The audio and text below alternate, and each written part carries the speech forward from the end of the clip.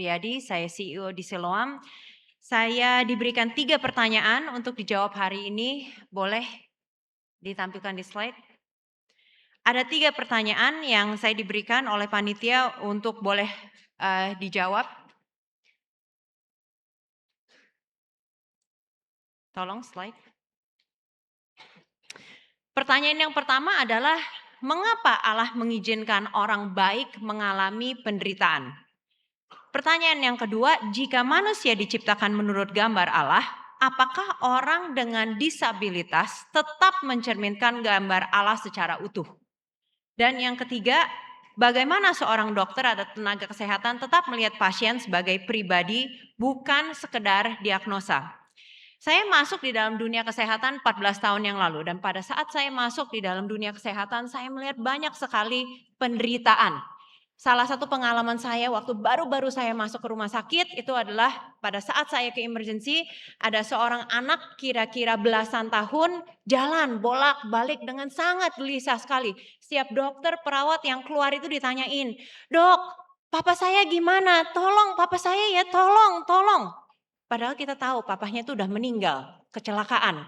Lalu ada dokter yang keluar dan menyampaikan bahwa papanya sudah tidak ada. Lalu dia teriak, "Tuhan Yesus, kenapa? Dokter tolong, tolong."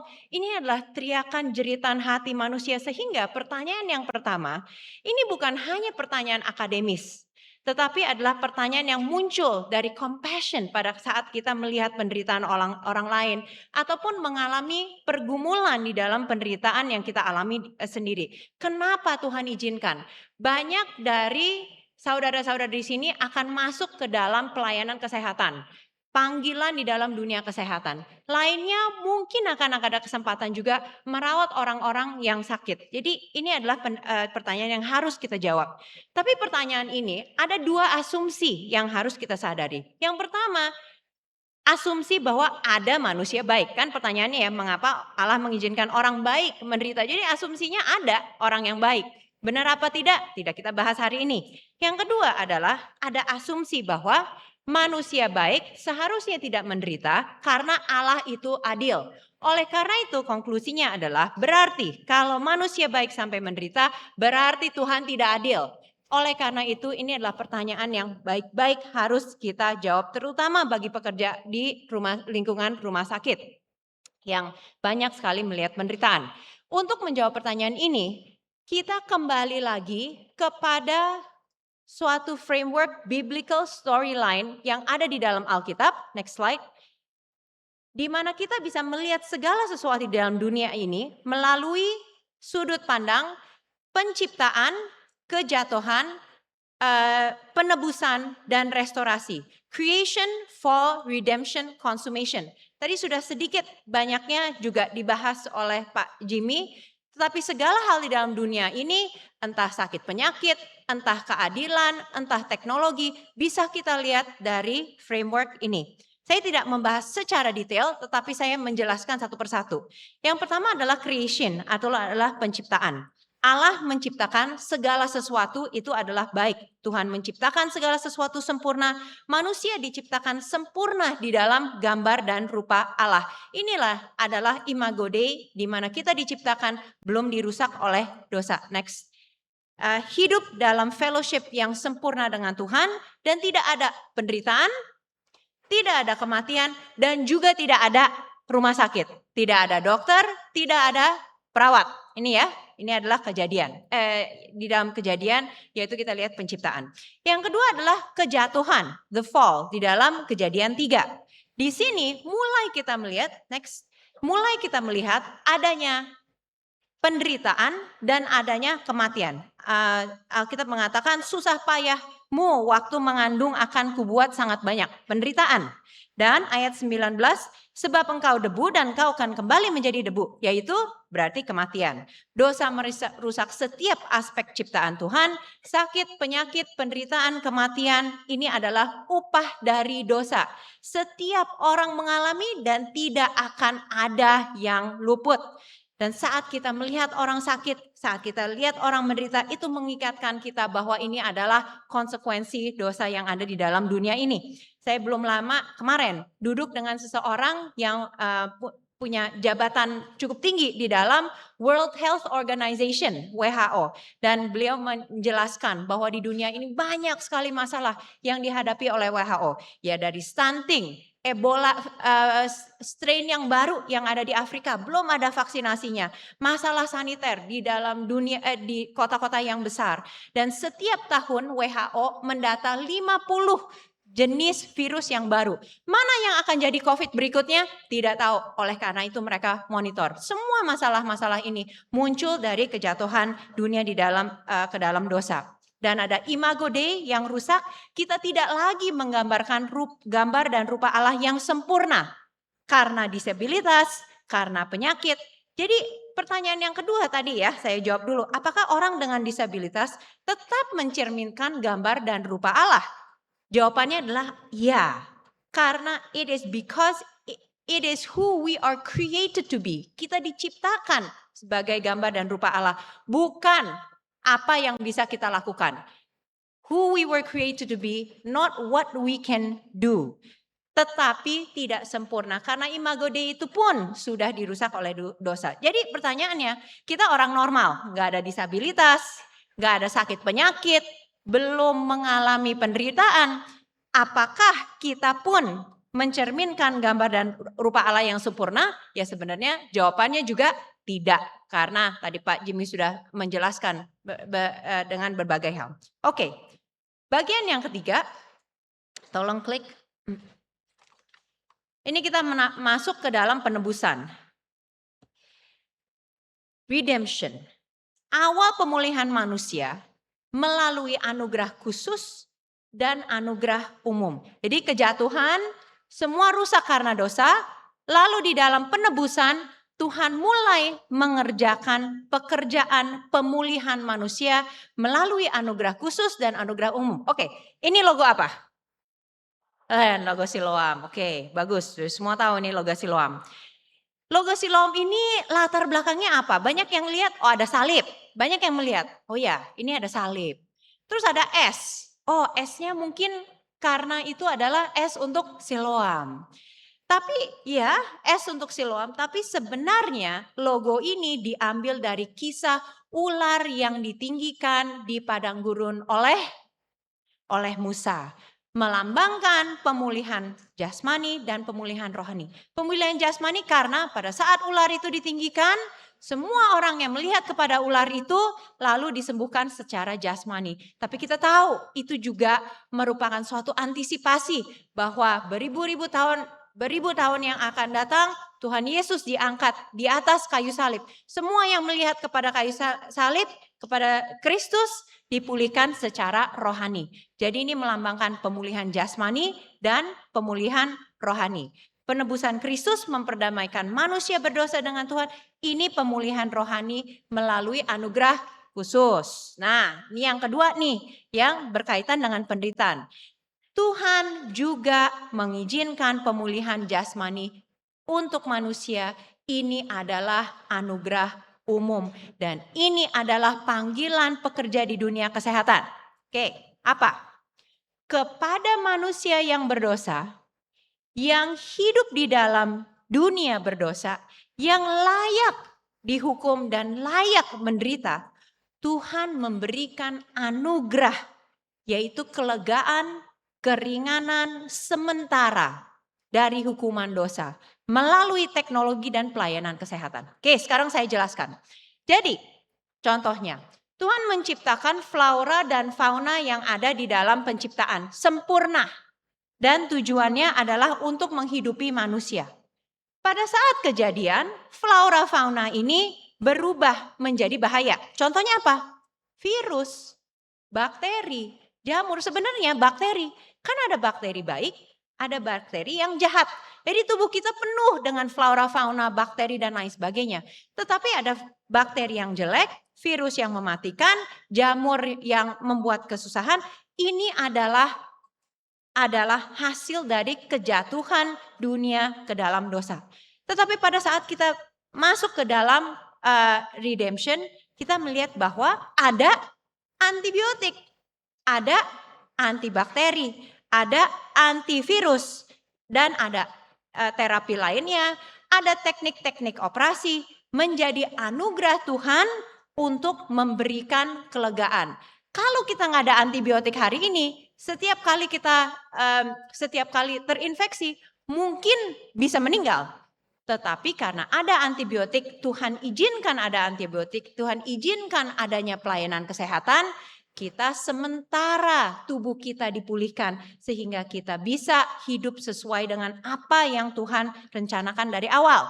Oleh karena itu saya ulang, pelayanan kesehatan adalah anugerah Tuhan pada manusia berdosa untuk sementara meringankan sakit penyakit agar manusia bisa hidup sehat sesuai dengan yang Tuhan ciptakan.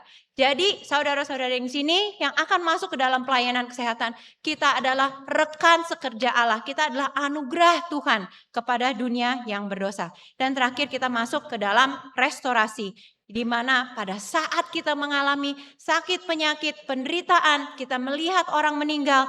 Saat itu kita juga melihat kita diingatkan bahwa ada suatu pengharapan. Tuhan memberikan pengharapan yaitu satu hari Tuhan akan menyempurnakan segala sesuatu, akan menghapus air mata, akan mengangkat sakit penyakit dan tidak ada lagi kematian. Yang kita lihat adalah di Wahyu 21 ayat 4. Jadi sekarang kita bertanya, jadi sekarang kita di mana? Creation udah, fall, kita masih dalam kejatuhan. Redemption, udah mulai. Terus penyempurnaan, consummation, udah atau belum? Belum, consummation belum. Jadi di mana sekarang kita di dalam biblical storyline ini? Kita ada di dalam waktu yang kita sering disebutkan already but not yet. Sudah tetapi belum. Artinya apa? Kita sudah jatuh di dalam dosa, sudah ditebus. Dan Kristus sudah mulai, Tuhan sudah memulai pekerjaan restorasi, tapi kita masih hidup di dalam penderitaan. Jadi mau nanti satu hari kita tinggal di bulan, nanti satu hari pelayanan kesehatan ini setengahnya sudah digantikan oleh AI, mungkin pasang infus itu oleh robot, mungkin enggak? Itu akan datang. Tetapi kita masih di dalam hidup di dalam penderitaan dan sakit penyakit. Jadi bagaimana kita melihat penderitaan dan sakit penyakit? Yang pertama, pada saat kita melihat penderitaan dan sakit penyakit, kita diingatkan bahwa Tuhan mengerti penderitaan kita. Kristus pernah dipecut. Kristus pernah dipukul, Tuhan pernah dihina, Tuhan pernah diludahi. Ini bedanya sympathy, empathy, dan compassion. Sympathy itu hanya, berbelas kasihan, ya kasihan ya. Condolences, bela sungkawa, itu sympathy, cuman ngomong doang. Empathy berarti kita ikut merasakan, Kristus ikut merasakan karena Tuhan tahu penderitaan kita. Tetapi satu langkah lagi compassion. Compassion itu berarti kita melakukan sesuatu. Oleh karena di Siloam itu salah satu visinya adalah godly compassion. Jadi Kristus tahu penderitaan kita. Dan di atas kayu salib Tuhan pernah berteriak, Ilai, Ilai, lama sabachthani. Ini this is a cry of anguish. Suatu teriakan penderitaan. Pada saat manusia teriak, Tuhan Yesus tolong, Tuhan tolong jangan ambil papa saya. Tuhan Yesus pernah menderita dan tahu penderitaan kita. Yang kedua, bedanya adalah kita tidak berdaya di dalam penderitaan. Jadi ada satu kali ada anak belasan tahun juga sakit jantung bawaan, lalu anak ini harus dioperasi. Anak ini takut untuk operasi dan anak ini gak mau operasi. Hari operasi itu datang. Dan anak itu teriak, aku gak mau operasi, aku gak mau dioperasi mama, aku gak mau. Tapi habis itu mamanya bilang, dibius aja. Karena sudah tidak ada jalan lain. Bius aja masuk operasi karena ini harus dilakukan. Lalu singkat cerita, anak ini tidak survive.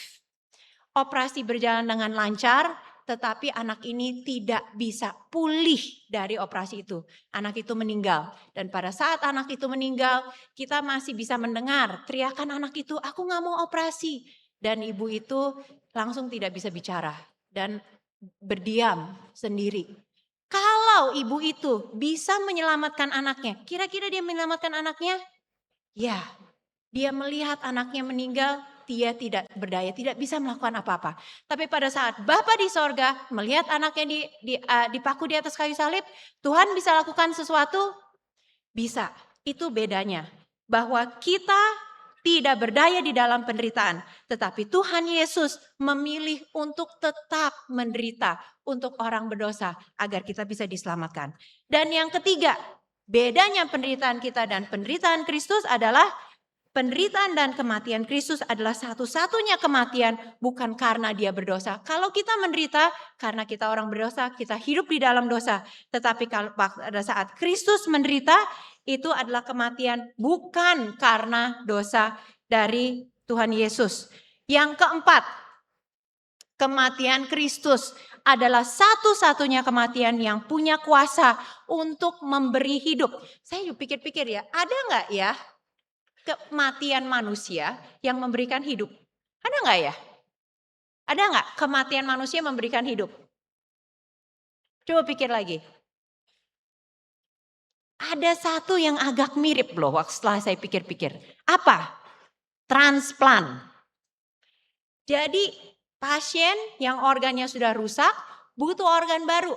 Misalnya kalau ginjal sebenarnya sekarang kita transplant dari orang donor hidup. Jadi hanya diambil satu ginjalnya karena ada dua. Jadi orang menjadi donor tidak harus mati untuk orang yang menerima. Oke.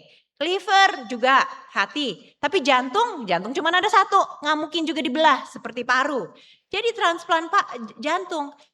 Banyak anak-anak, banyak orang yang butuh transplant jantung karena jantungnya sudah tidak kuat lagi untuk memompa. Oke, pada saat dia mendapatkan jantung, harus ada yang meninggal, kecelakaan, mati batang otak, supaya jantungnya bisa diambil untuk dia hidup. Begitu dong ya. Nah, ini adalah yang paling dekat. Tapi pada satu hari, orang yang menerima transplant itu hidup selamanya? Nggak mungkin. Satu hari dia juga pasti akan mati. Satu-satunya kematian yang memberikan kehidupan kekal adalah satu-satunya kematian yang memberikan hidup yang kekal adalah kematian dan penderitaan Kristus.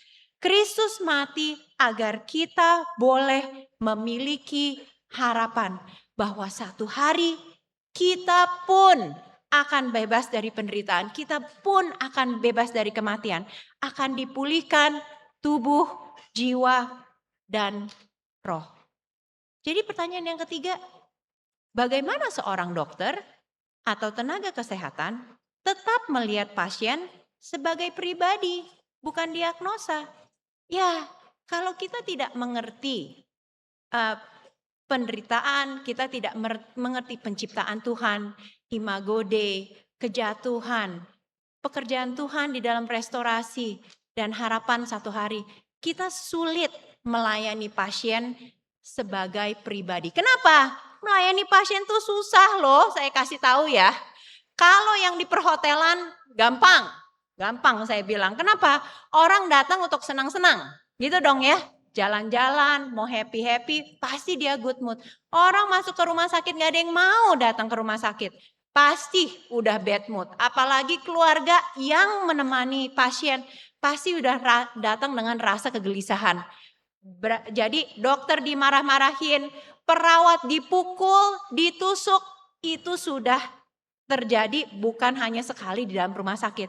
Bagaimana kita bisa tetap melayani pasien bukan sebagai diagnosa tetapi sebagai pribadi. Kalau kita melihat pasien itu adalah orang yang diciptakan di dalam gambar dan rupa Allah. Orang yang Tuhan kirimkan untuk kita layani dan melihat pekerjaan kita sebagai anugerah Tuhan. Kita rekan sekerja Tuhan kepada manusia yang menderita di dalam dunia penuh penderitaan dan kematian. Oleh karena itu kita bisa memberikan compassionate care. Dan ada konsep yang namanya dying with dignity. Dying with dignity ini adalah konsep hanya kita bisa mengerti kalau kita mengerti pekerjaan dari restorasi. Meninggal, tadi Pak Jimmy udah mengatakan bahwa tujuannya semua orang akan, bukan tujuan kita tapi semua orang akan meninggal. Bagaimana kita merestorasi itu? di mana orang meninggal tetap dengan dignity. Demikian saya bersyukur bahwa meskipun banyak pertanyaan sulit pada saat kita masuk di dalam dunia pekerjaan, tetapi firman Tuhan memberikan pengertian, juga memberikan dignity kepada apa yang pekerjaan yang kita lakukan dan orang-orang yang kita layani. Terima kasih, Tuhan berkati.